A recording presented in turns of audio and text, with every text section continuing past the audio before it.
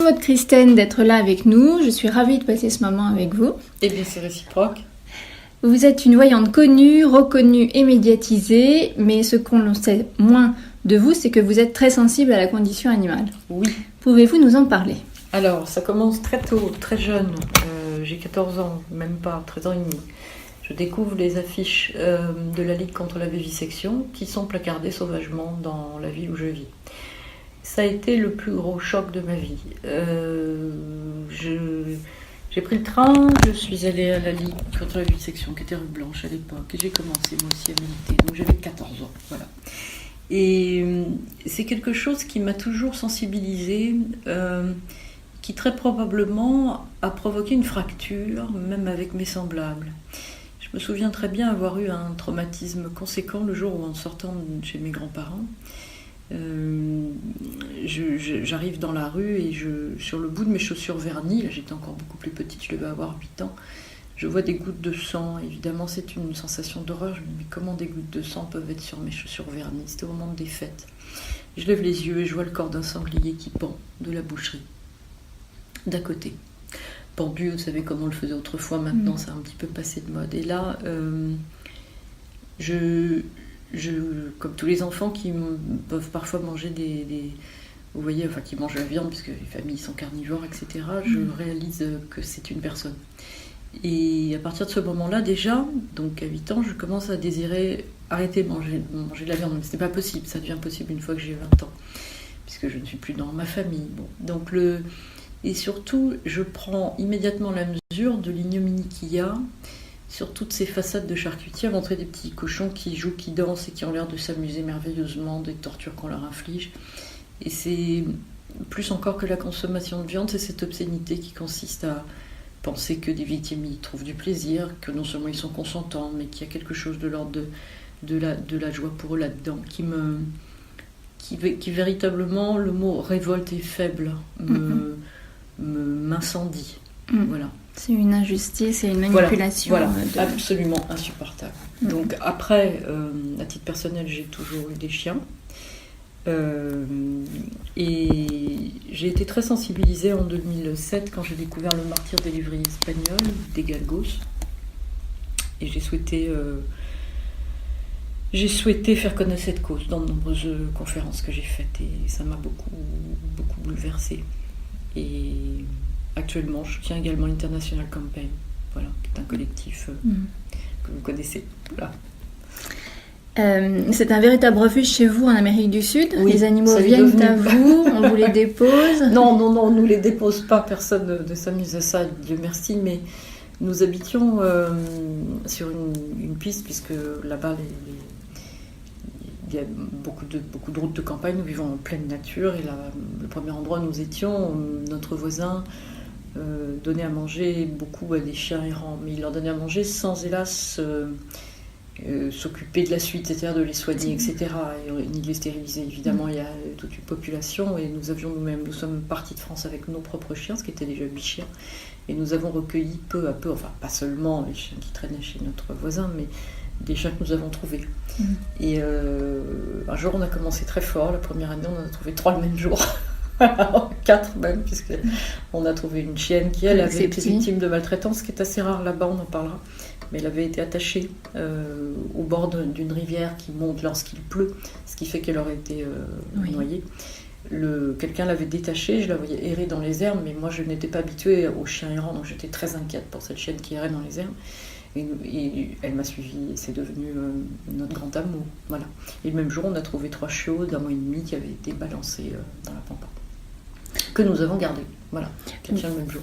Et alors, donc, comme les gens, on peut en parler, ce qui se passe en Uruguay, les gens ne sont pas contre, enfin ils les tolèrent. On a été très surpris de voir l'importance que les chiens ont pour les Uruguayens, une importance très positive. D'abord, il y a les chiens errants ne sont pas pour chasser. Alors il y a probablement quelques cas de maltraitance, mais d'abord quand ils sont connus, ils suscitent une indignation absolue. Ensuite, les chiens errants, tout le monde les nourrit, tout le monde leur donne des croquettes, ce qui fait que non seulement les chiens errants ne sont pas maigres, mais comme ils traînent devant tous les restaurants et que tout le monde les nourrit, Ils ont même une maladie étrange pour des chiens errants, c'est qu'ils sont obèses. Voilà. Alors, je ne vais pas faire en rire, mais voilà, ils sont malades de quelque chose. C'est d'un très grand surpoids qui, bien sûr, avec les années, les os, etc., les tendons, enfin, voilà. Alors, bien sûr, ils ne sont pas soignés. Certains, parfois, sont emmenés chez le véto par des associations, on en parlera. L'été, ils ont de l'eau, puis il y a des arbres dans toutes les rues, les gens mettent de l'eau. Donc le chien errant, en plus, il n'est pas du tout farouche, comme dans certains pays. Il vient vous voir et il est très caressé. C'est-à-dire qu'il y a des chiens, par exemple, qui vivent sur les plages, ils n'ont pas de maître, ils n'ont pas de famille, mais comme tout le monde leur donne un petit câlin, un petit quelque chose. Ils ne sont évidemment pas aussi heureux que les chiens qui ont la chance d'avoir un foyer, mais ils ne sont pas dans une situation dramatique. Alors certains sont dans une situation dramatique. Quand ils sont dans une situation dramatique, ils sont souvent postés sur les réseaux sociaux. Et là, il y a des interventions. Je vis dans une petite ville qui s'appelle Colonia del Sacramento. Enfin, c'est une grande ville pour l'Uruguay, mais c'est l'équivalent de Dieppe à peu près en population. Et on a de nombreuses associations de protection animale qui sont tout aussi efficaces les unes que les autres, dont une qui s'appelle Responsabilité Animale, qui est Responsabilité Animale, dans laquelle nous sommes très actifs avec mon compagnon.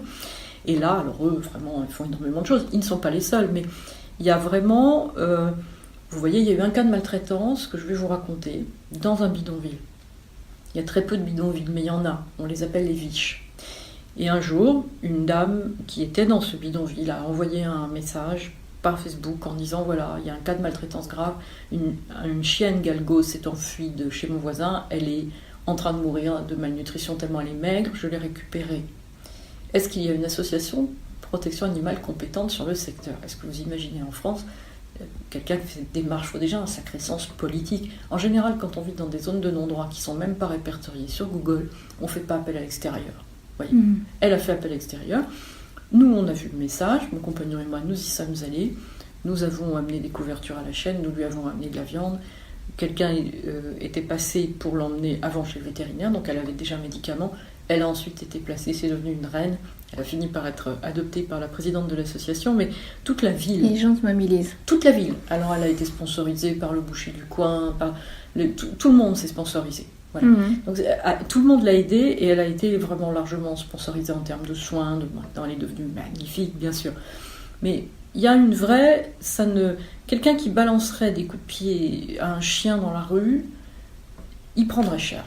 Voilà. Ça, c'est pas possible. Et ça, vous pensez que c'est parce que le gouvernement montre l'exemple ou... Alors, j'ai pas d'explication. Il y a une polémique actuellement avec le gouvernement parce que certaines personnes veulent rouvrir des Pereira qui sont des refuges assez sordides. Des personnes ne veulent de ces Pereira dans la protection animale. Il y a des lois qui ont été votées à l'époque de Pepe Mujica, qui sont des lois de protection animale assez sérieuses. Donc il y a la maltraitance est quelque chose d'interdit.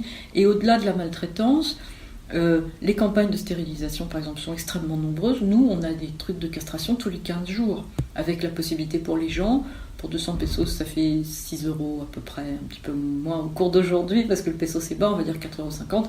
Ils font stériliser leurs chats, leurs chiens, voilà, dans des camions. Et les vétérinaires collaborent bien volontiers. Donc c'est formidable. Il y a régulièrement des cagnottes, par exemple, pour des animaux qui sont très malades. Vous avez des petites cagnottes chez les vétérinaires pour payer les soins de un tel. Là, par exemple, une chienne vient d'être opérée d'un gros problème de vue. Tout le monde s'est cotisé. Nous aussi, évidemment, pour qu'elle puisse avoir son opération des yeux. Et puis, quand elle a eu l'argent, a été réuni, voilà, et bien, voilà, elle va être opérée. C'est très actif. C'est très, très actif. C'est un modèle unique, ça fait rêver. Voilà, oui, vraiment. Ça fait rêver. Mais comme quoi, c'est possible, quoi. Enfin, oui, avec oui. Une volonté. Et communiquez-vous par télépathie avec eux et avec tous les autres, alors ? Alors, je ne sais pas si je communique... Alors, vous savez, moi, par rapport au parapsy, vous l'avez peut-être compris, puisque on s'est rencontrés hier lors d'une conférence que j'ai donnée, je ne crois pas, je constate quand je peux valider. Alors, la complexité de la communication avec un animal, et c'est pour ça que la communication animale, parfois, me laisse tout à fait dubitative. C'est cette possibilité qu'on a, c'est pareil d'ailleurs pour les grands autistes et les mourants, à leur faire dire un peu ce qu'on veut. Voilà, ça me dérange beaucoup parce que j'ai besoin de vérifier. Voilà, alors je connais Leila Del Monte par exemple qui fait un travail extraordinaire, j'ai vu des reportages où là, voilà, il y a des expériences qui sont menées, hein. Je l'ai aussi rencontrée personnellement, c'est une femme charmante. Elle voit un cheval, elle raconte tout un tas de choses sur ce cheval, que soi-disant il lui dit, et ensuite il y a une vérification qui est faite et les propos sont justes. Donc pour moi c'est toujours important le checking. Voilà, il faut vérifier absolument. Bon, je ne sais pas si je communique télépathiquement avec les animaux, je les sens, je les comprends, je les aime, je suis dans une telle empathie avec eux que je ne sais même pas si c'est une question de télépathie. C'est comme si c'était, et c'est d'ailleurs évidemment très compliqué d'être vivant dans ces conditions, c'est comme si c'était mes enfants. Tous, ou ma sœur ou moi, vous voyez, c'est-à-dire que ce qui touche un animal, ce qui ne veut pas dire que j'ai aucune compassion pour les humains, mais je n'ai même pas de filtre, tout simplement parce qu'ils n'ont pas de possibilité de se défendre. Donc le fait qu'ils soient éternellement des objets est quelque chose pour moi d'absolument insupportable. Donc je les comprends évidemment complètement. Alors bien sûr, j'anticipe, vous savez quand vous avez 20 chiens, vous anticipez les réactions d'agressivité, vous savez où il y a un problème, vous savez où peut y avoir un problème. Évidemment, mais vous dire que c'est par rapport à mes capacités psy, je n'en sais rien, parce que j'ai une telle expérience aussi. Vous voyez ? Donc je veux pas J'ai fait des expériences, en revanche, que j'ai faites d'ailleurs, c'est assez rigolo, avec la femme de Stéphane Alix, qui s'appelle Natacha Calestré, mais elle s'était amusée à me demander ce qui se passait pour des hamsters qu'elle avait. Et j'avais obtenu des informations qui étaient très précises, elle les avait validées, voilà. Donc, comme quand je fais de la voyance, je peux faire de la voyance pour des animaux, comme pour des gens. Mais est-ce que, quand je suis face à un animal, je communique avec lui, avec mon sixième sens, je ne sais pas, je ne suis même pas sûre que j'en ai besoin. Vous voyez ? Je suis même pas sûre de ça. Oui, puis quand on a besoin de savoir quelque chose, finalement, ils nous le disent. Oui, c'est-à-dire qu'il n'y a pas du tout les mêmes... comment vous expliquer ? Vous pouvez être, par exemple, tous les jours, en entretien, vous pouvez avoir des histoires avec des gens qui veulent acheter un bien, ce bien n'a pas la valeur qu'on leur annonce, et il y a quelque chose de triple, il y a des ambivalences. Enfin, vous voyez, les sentiments humains, c'est un truc assez complexe. Vous pouvez aimer profondément quelqu'un, tout en par ailleurs le jalousant, c'est extrêmement tordu, compliqué. Ouais. Les animaux, c'est assez simple. C'est juste authentique. Voilà, c'est juste simple. Donc, maintenant, en état de clairvoyance, ça m'est arrivé par exemple de voir que certains chevaux avaient des problèmes de santé. Oui, pour des clients, ça je peux vous dire, je peux faire de la voyance sur des animaux, j'en suis sûre. Maintenant, est-ce que je communique comme ça avec eux ? Je crois pas. Je crois pas. Et justement, c'est un véritable calvaire pour les bêtes sur cette planète, excepté dans quelques pays, comme l'Uruguay, peut-être le Costa Rica, la Suisse ou les Pays-Bas. Mais, et donc, quelles sont les prédictions pour eux dans les années à venir ? Qu'est-ce que vous pourriez Alors, moi, je suis quand même assez optimiste, vraiment, dans la mesure où j'ai le sentiment qu'il y a une prise de conscience mondiale. Vous voyez, même en Uruguay, parce qu'on parle des chats et des chiens, il ne faut pas oublier qu'ils sont quand même les premiers producteurs de bétail, c'est pas rien. Et bien, il y a quand même un début de mouvement vegan. Voilà. Donc, petit à petit, il y a une sensibilité qui vient. J'ai le sentiment que... Il y a le fait qu'on soit arrivé avec l'élevage industriel et l'expérimentation animale à des niveaux d'ignominie qui n'avaient jamais dû être atteints, enfin, qui avaient été atteints localement par des saloperies comme la corrida, mais en nombre, ça touchait pas autant de têtes, si vous voulez. Là, on arrive à, quand vous voyez les vidéos sur l'élevage industriel ou l'expérimentation animale, vous arrivez à un point.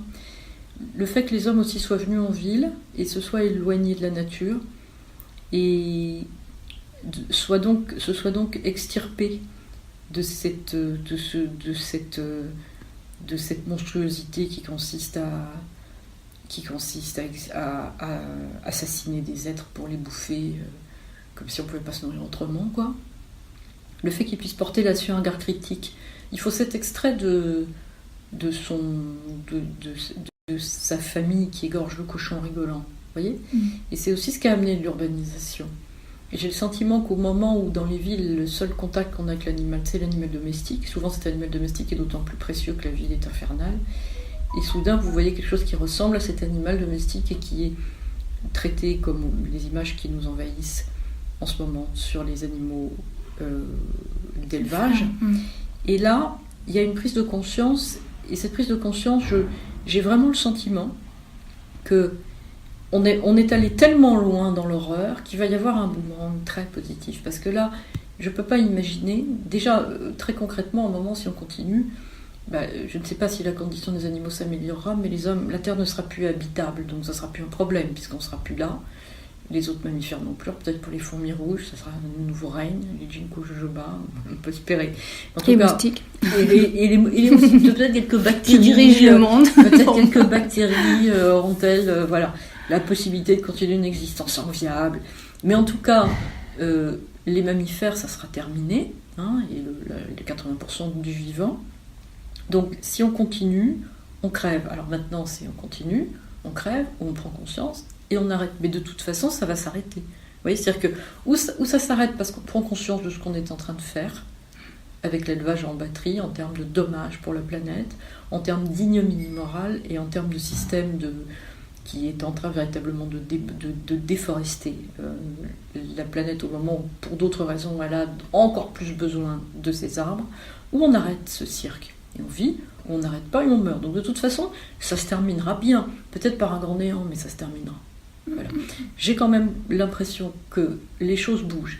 Vous voyez, quand j'avais 14 ans et que j'essayais de sensibiliser les autres à la vivisection, je vivais un enfer, j'avais fait 2 adhésions dans mon école, et c'était pas beaucoup, mais je me suis jamais découragée. Et aujourd'hui, je vois bien qu'il y a une conscience qui vient. Vous voyez. Donc ces 3-4 dernières années, quelque chose s'ouvre. Alors attention, il ne faut pas se tromper. Il ne faut pas s'imaginer que d'un coup d'un seul, parce que les gens parlent de véganisme, la consommation de viande n'a pas vraiment bougé. C'est toujours extrêmement difficile de trouver des accessoires qui soient exempts de peau ou de laine. Et moi, la première, parfois, je suis obligée d'acheter des choses qui ne me plaisent pas, qui ne me conviennent pas, parce que je n'ai pas forcément la possibilité, surtout là où je vis, de trouver ce dont j'ai besoin, etc. Mais malgré tout, il y a quelque chose qui est en train de se passer. Il y a quelque chose qui est en train de se passer, et je pense que l'ère de l'animal-machine de Descartes est en train de se terminer. Voilà.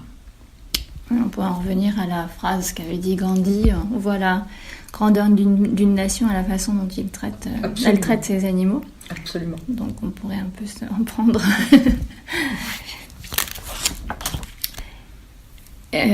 Oui, ma question suivante, c'était ça. Pourquoi il y a tant d'injustice envers eux? Donc c'est un peu...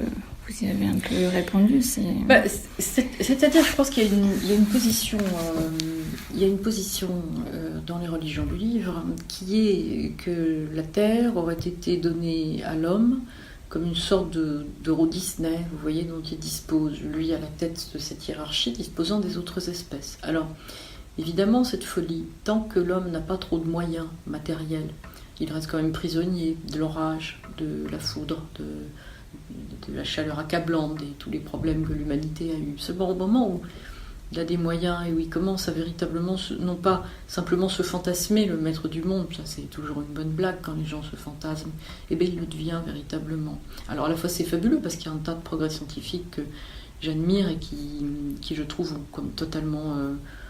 qui sont merveilleux dans notre vie, que ce soit en médecine, les nouvelles technologies. Je ne suis pas du tout passéiste, je ne suis pas dans cette idée de avant c'était mieux, et l'idée qu'on va vivre dans des cavernes avec des torches et que nos problèmes sont réglés. Voilà.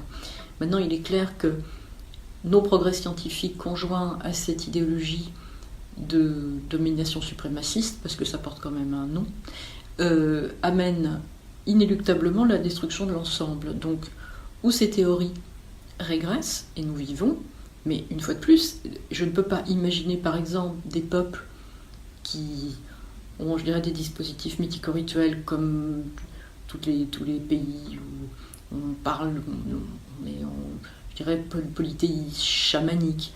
On ne peut pas imaginer des pays pareils inventer la vivisection, l'élevage en batterie. C'est inimaginable. Vous voyez, dans ces cultures-là, c'est inimaginable, parce que même si on chasse, vous savez comme moi que c'est tout un rituel de chasse autour de l'animal. Puis écoutez, vous chassez quand vous êtes lapon, vous n'avez pas non plus la possibilité vous n'avez pas non plus le progrès qui vous permet d'élaborer une alimentation équilibrée, totalement dénuée de protéines animales. Donc, ce qui a amené cette idée de l'animal esclave, ce sont tout de même les religions du livre. Ça, on ne peut pas en sortir. Vous voyez ?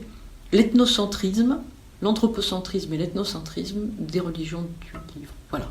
Donc c'est où on change de discours. Là encore, il n'y a pas que ça qui doit bouger. Regardez, les religions du livre sont aussi très axées sur l'idée de croître et de se multiplier. Bon, croître et se multiplier, quand vous voyez l'état de la planète et les prédictions qui sont faites bientôt, il faut arrêter avec ces discours-là. C'est des discours qui n'ont plus aucun sens à l'heure d'aujourd'hui. Ça n'a plus aucun sens. Sinon celui de nous suicider collectivement. Voilà. Oui, encore des idées presque moyenâgeuses, alors complètement. Que parallèlement, on a donc vive le bouddhisme, dans ce cas-là, qui est une philosophie, absolument, qui n'est pas absolument, une aide à la vie. Ouais. Donc vous êtes en contact avec certaines associations en Europe aussi Alors, en Europe, je suis essentiellement en contact aujourd'hui avec International Campaign, avec lequel je soutiens assez activement. Bon, maintenant, pour le reste, vu la distance et vu les 20 chiens dont nous avons maintenant dont nous prenons soin, et les actions que nous menons également tous les jours sur le terrain avec les associations uruguayennes, malheureusement, je n'ai pas vraiment la disponibilité. Maintenant, je suis ouverte à toutes sortes de propositions parce que vous imaginez bien, quand on a autant d'animaux, il y a tout un tas de choses, par exemple, que nous ne pouvons pas faire. Et je suis seule ici, venue à Paris, mon compagnon est obligé d'être là-bas. Nous ne pouvons pas vraiment partir en vacances très longtemps parce que là-dedans, il y a des chiens qui sont, on va dire, des chiens dangereux pour d'autres chiens. Donc on ne peut pas les laisser, si une porte s'ouvre, ça serait un drame, etc. Donc c'est quand même une vie qui est extrêmement tournée autour d'eux. Alors, j'ai aucun regret. Je crois que j'ai toujours rêvé dans ma vie de faire ce que j'ai enfin réussi à faire. Genre, au moins fait ça. Voilà, pour eux. Maintenant, si je peux faire plus, mais c'est un Éden, ceci dit. Voilà. A priori, c'est un Éden dans lequel, le pays dans lequel vous vivez. Et il y a quand même des meutes de chiens qui se forment, un peu comme... Alors, des meutes, nous, on ne peut pas dire ça à Colonia. Non, on ne peut pas dire ça. Les meutes, c'est peut-être par deux. Mais enfin, vous voyez, on ne peut pas appeler ça une meute. Non, on ne peut pas dire ça. Il n'y en a pas assez pour que ce soit des meutes. On voit évidemment des chiens dans un état déplorable parfois, mais une fois de plus, ça... c'est quand même pris en relais. C'est-à-dire qu'il n'y a pas l'idée, la population n'abandonne pas ces animaux à leur sort. D'abord, beaucoup arrivent à être adoptés, et puis vraiment les campagnes de stérilisation, c'est du bourrage de crâne. C'est tous les jours, voilà. Vous me parliez de la corrida. La corrida, chez nous, elle a été interdite en 1902. C'était vraiment des précurseurs, c'est incroyable. On est parvenu. Alors actuellement, il y a tout un conflit en Uruguay autour de certaines catégories de gens qui sont les plus défavorisés, qui utilisent des charrettes avec des chevaux. Et parfois, ces chevaux ne sont pas bien traités. Pas toujours, mais parfois. Et évidemment, comme ces chevaux ne sont pas bien traités, il y a des choses qui sont en train d'être mises en place pour que ces gens n'aient plus le droit d'utiliser des chevaux. Vous voyez ça, on va quand même un peu... On avance quand même. Bon, maintenant, pour le bétail, écoutez, quand tout ça est vendu dans des bateaux, vous imaginez bien que ça ne doit pas se passer d'une manière idyllique. Donc il ne faut pas tout enjoliver non plus. Maintenant, pour l'animal domestique, c'est vrai que être chien errant à Colonia, c'est par rapport à ce que vous pouvez vivre partout dans le monde. Sans compter, alors ce qui est fabuleux aussi, c'est qu'ils adoptent très facilement des chiens qui ne prendraient pas preneur chez nous, vous voyez. C'est-à-dire qu'en France, c'est-à-dire qu'on a beaucoup de chiens adoptés. Les chiens méritent tous la tendresse, voilà, même quand ils sont vieux, même quand ils sont pas très beaux, même... alors, évidemment, un magnifique jeune chien splendide aura toujours beaucoup plus de succès sur un wall de Facebook, mais malgré tout, on peut arriver. C'est de toute façon dans la rue, tout chien, même crasseux, est quand même une personne avec laquelle on peut parler. Voilà, c'est très étonnant. Nous, ça nous a beaucoup frappé. Et qu'en est-il de la chasse ? Alors la chasse, il n'y a pas beaucoup de chasseurs. Il y a beaucoup de gens qui se baladent avec des lance-pierres. C'est assez des gosses essentiellement pour les oiseaux. Il y a quelques chasseurs. J'ai jamais vu des meutes comme chez nous. J'ai pas vu de meute. Non. Il y a quelques chasseurs. Mais c'est beaucoup des histoires de gamins, en tout cas autour de Colonia, peut-être dans d'autres endroits dans l'Uruguay, mais qui tirent des oiseaux avec un lance-pierre. Merci beaucoup, Maud Christelle, de nous avoir expliqué tout ça. C'est important, en plus, votre parole pour tous ceux qui nous écoutent. Merci. Merci à vous. SOS Pets, enfin une application d'urgence pratique et gratuite dédiée aux propriétaires d'animaux de compagnie. Vous êtes en vacances et votre animal est malade ? Pas de panique, avec l'application SOS Pets,